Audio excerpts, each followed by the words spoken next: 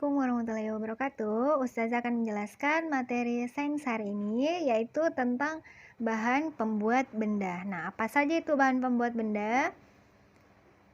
Nah, yang kemarin yang sudah kita pelajari, ada kayu, kertas, dan plastik. Terdapat bahan-bahan lain ternyata yang bisa digunakan untuk membuat benda.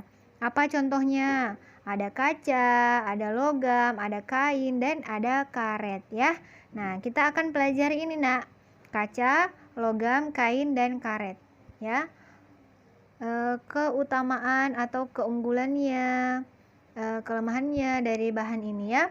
Nah, untuk dari benda dari kaca ada keunggulannya, yaitu dia tahan air, tembus pandang ya, dimanfaatkan manusia untuk membuat akuarium. Kenapa tembus pandang? Supaya kita bisa akuarium itu kan fungsinya untuk menghias, jadi supaya kita bisa lihat pemandangan indah, ikan-ikan, akuarium, hiasan akuarium ya. Kemudian yang kedua itu bisa meneruskan cahaya ya, seperti jendela rumahnya, kaca mobilnya, dan cermin. Jadi cahaya itu tembus, Nak ya. Kemudian yang ketiga, tidak mengantarkan panas. Dijadikan beberapa alat dapur seperti gelas, piring, dan mangkuk ya. Jadi gelas itu biasa ada dari kaca, piring dari kaca, mangkuk dari kaca, supaya itu tidak tahan, dia tidak mengantarkan panas. Nah ya, itu maksudnya. Jadi kenapa benda-benda itu dibuat sedemikian rupa, kenapa benda ini dibuat jadi kaca, dari kaca, itu karena ada alasannya ya. Nah itu yang kita pelajari ya saat ini ya, keunggulan dari kaca. Nah untuk bendanya, ini ada contoh-contoh yang Ustazah berikan, yaitu gelas, cangkir, ada juga cermin ya. Nah, selain yang Ustazah sebutkan tadi. Nah, untuk benda dari kaca ternyata ada kelemahannya, Nak. Jadi, ketika ada keunggulannya pasti ada yang namanya kelemahannya ya. Jadi, kelemahannya yang pertama dia mudah pecah. Yang kedua, tidak mudah dibentuk ya. Karena dia bahannya keras ya. Kemudian yang ketiga itu berat. Nah, oleh karena itu kita harus hati-hati menggunakan benda yang terbuat dari kaca. Jika pecah dapat melukai tubuh kita ya. Beling nak ya, itu dapat melukai kita. Kalau benda dari logam. Nah, apa keunggulan logam? Yang pertama itu sifat baja dan besi yang kuat dimanfaatkan untuk membuat jembatan, rel kereta api, dan kendaraan militer seperti tank.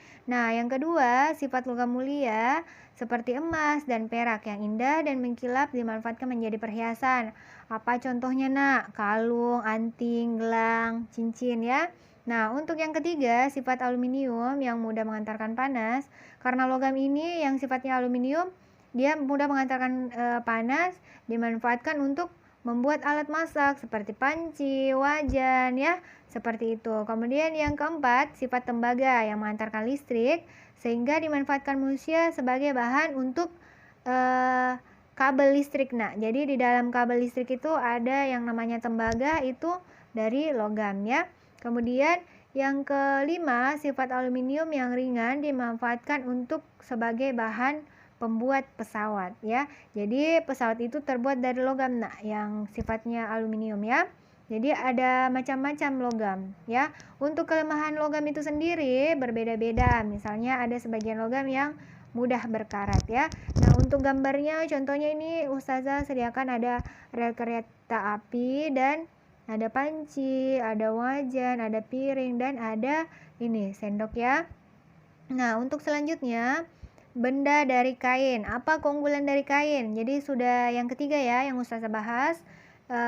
Yang dari kain ini keunggulannya yang pertama sifatnya itu ringan, kemudian mudah dibentuk, kemudian mudah dirapikan, dan tidak mengantarkan panas. Nah, apa contohnya yang tidak mengantarkan panas? Kita biasa pakai mengangkat panci kan, pakai kain kan. Nah, itu yang dimanfaatkan manusia sebagai serbet ya. Nah, untuk yang kelemahan kain itu mudah menyerap air dan dia mudah terbakar ya. Itu untuk kain, karet. Nah, keunggulan dari karet dia lentur dan kedap udara, dimanfaatkan membuat ban dan ban mobil ya, ban sepeda, ban motor, dan balon. Nah, Untuk yang kedua, dia keunggulannya tahan lama dan lentur, memungkinkan bahan karet dijadikan sepatu dan sendal ya. Untuk yang ketiga, tidak mengantarkan listrik, dijadikan sebagai pembungkus dari kabel listrik ya.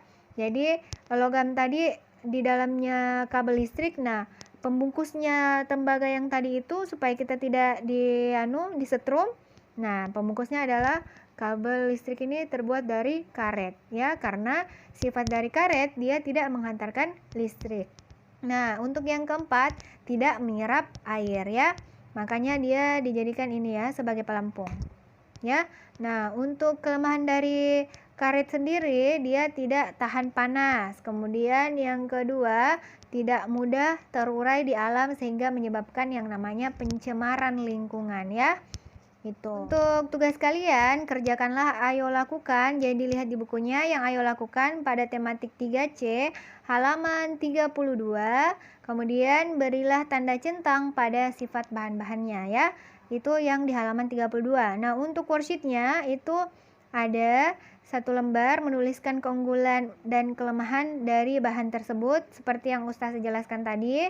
Kemudian amatilah 4 benda di sekitarmu. Apa keunggulannya dan apa kelemahannya dari benda yang kalian amati di sekitarmu ya. Ada kolomnya itu nak. Ini worksheetnya ini begini bentuknya. Dari kaca, dari logam, kain, karet, apa keunggulannya, kemudian apa kelemahannya. Nah, untuk lembaran keduanya itu ini, amati 4 benda berbeda bahan pembuatnya di sekitarmu. Misalkan gelas dari ini, kaca, bahan pembuatnya ya, kaca, apa keunggulannya dan apa kelemahannya ya. Kalian buat 4 benda ya. Oke? Nah, selamat mengerjakan. Semangat Ananda soleh-soleha. Ustazah mengucapkan terima kasih. Wassalamualaikum warahmatullahi wabarakatuh.